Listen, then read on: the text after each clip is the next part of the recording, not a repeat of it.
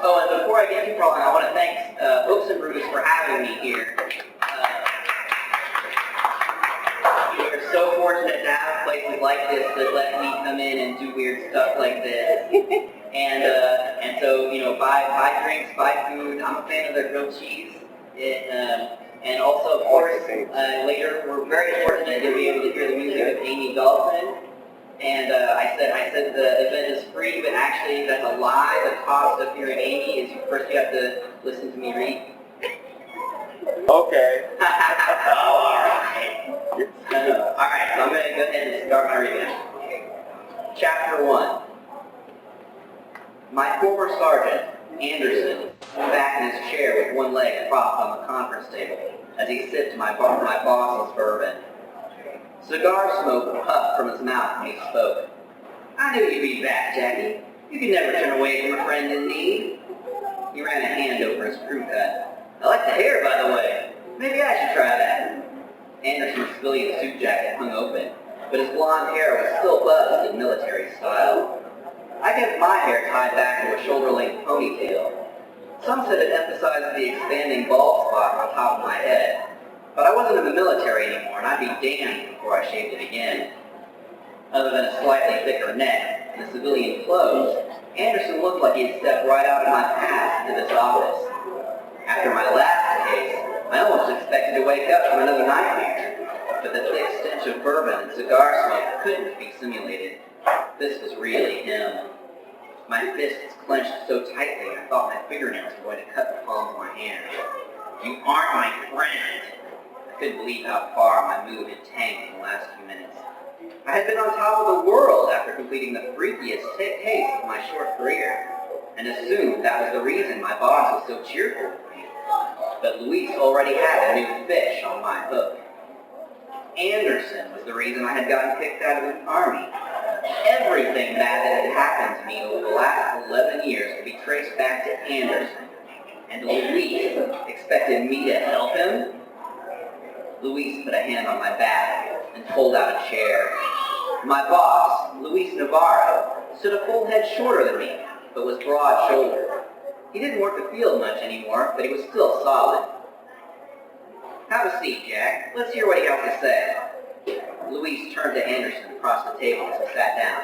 Tell us your story, Mr. Anderson. What can we do to help you? Anderson brought his foot off the table and sat in his chair. I already explained. For Jack's benefit, Louise added. Anderson smiled and nodded at me. Oh yeah, of course. It's simple. The FBI says I used my position in Iraq to ship stolen antiquities back to the States. I raised my eyebrows at what Anderson considered simple. Did you do it? Anderson scrunched his face. Of course not. I would never do that. Not if you thought you'd get caught. Come on, Jackie, Anderson said. I'm not the stupid guy I was back when we served together. He cast a concerned glance at Louise. Louise knows, I said, everything. I'd been forced to tell Louise about my service record and what had really happened in Afghanistan. It hadn't been Louise's choice to take me on board, but once we had made our arrangement, he vouched for me so I could get my PI license. Anderson flopped his hands on the table in front of him. I thought I was doing what was right, Jackie. Those insurgents might have had information. They were old men and kids. That doesn't make them innocent. Our job was to guard them, not play games with them, not torture them. I had my orders too, to keep them awake and off balance. We did that. I made mistakes, but no one got seriously hurt on my watch, not like those places in Iraq. Not being as bad doesn't make it okay.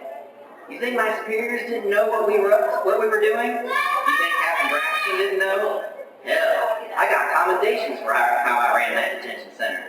Look, I made mistakes. I pushed our games a little too far and didn't monitor the troops as well as I should. I didn't hear any objections from you at the time, Jackie. You were my superior officer. I never participated, but you never objected either. And you were the only one to get your photo taken. I felt my face flush.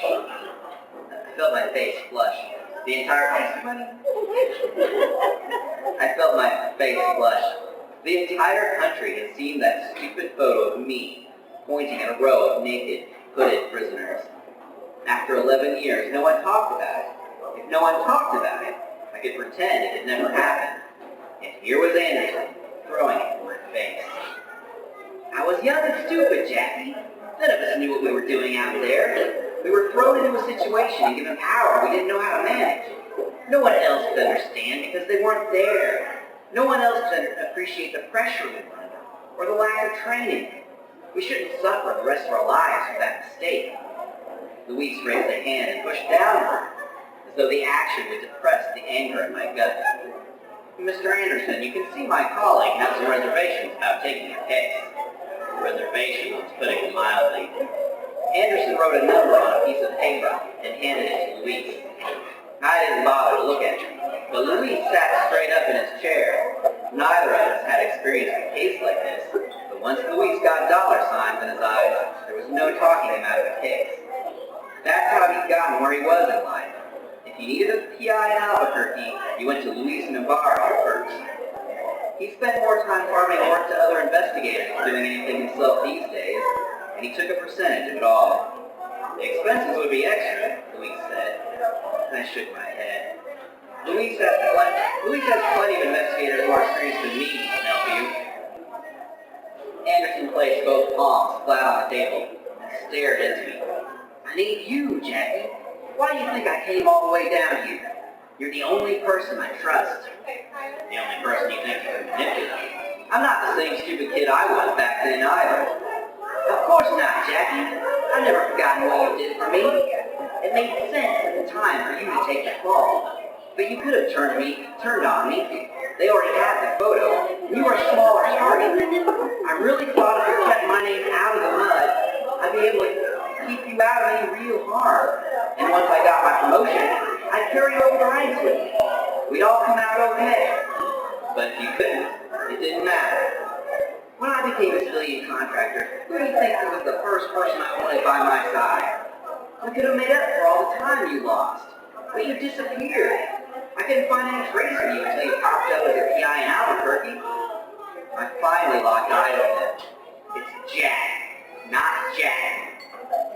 If you knew I'd been gone all those years, it was possible that you really had tried to look me up. I'd been as far off the grid as a person could get for 9 years.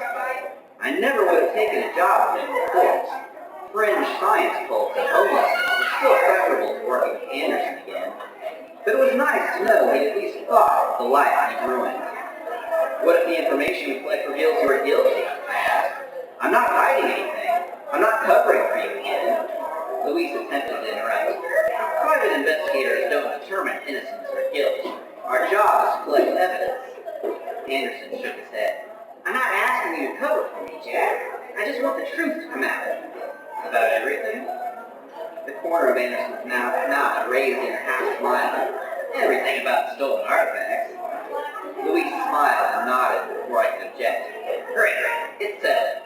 I'll get your lawyer on a conference call and have her fax over the contracts. Contracts, I repeated. Shoot. We aren't working for Anderson. We're working for his lawyer. Louise nodded. Of course. So we'll have attorney-client privilege. I shook my head. We're murdering a fugitive right now, aren't we? Anderson sipped his bourbon. Don't worry, Jackie. He quickly corrected himself. Jack, once the paperwork is settled, I'll turn myself in. I'll be out of your hair until this is all done. I gritted my teeth. It also meant we wouldn't be legally obligated to release any information implicating Anderson in the crime. Obligated or not, I'd lose my job and my PI license before I could quiet for him again. While Louise handled the contracts, I stepped out of the smoky conference room for some air. Dianna sat at the front desk with a Bluetooth phone receiver in her ear. Close cropped black hair hugged her scalp and tapered against her sinewy brown neck. Tiny red earrings provided a splash of color. When she heard the conference room door open, she turned her face away from the list of numbers on her computer screen.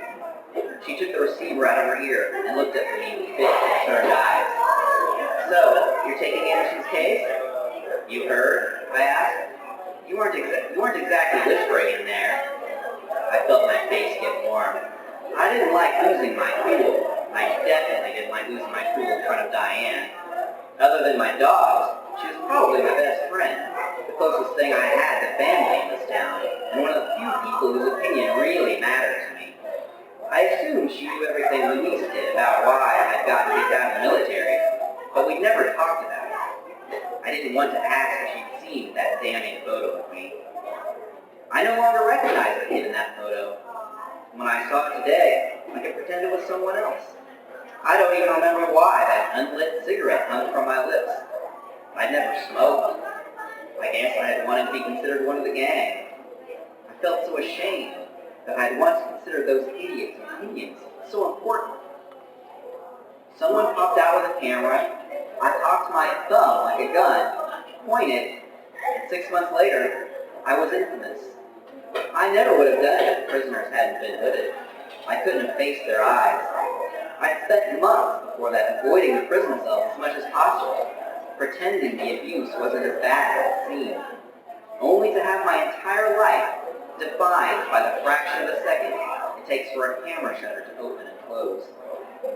I went over the meeting with Anderson in my mind and questioned how I ended up agreeing to take this case. You think I'm making a mistake? Dianna shrugged. Not necessarily. It could be a chance to confront some old demons. It's going to be difficult to remain emotionally detached, though. I raised my eyebrows and let my chest deflate. You can say that again. I just want to prove him guilty as quickly as possible and put this behind me. Dianna chuckled. Aren't you supposed to be working for him? That's where I'm going to end it. So hope you enjoyed our interview.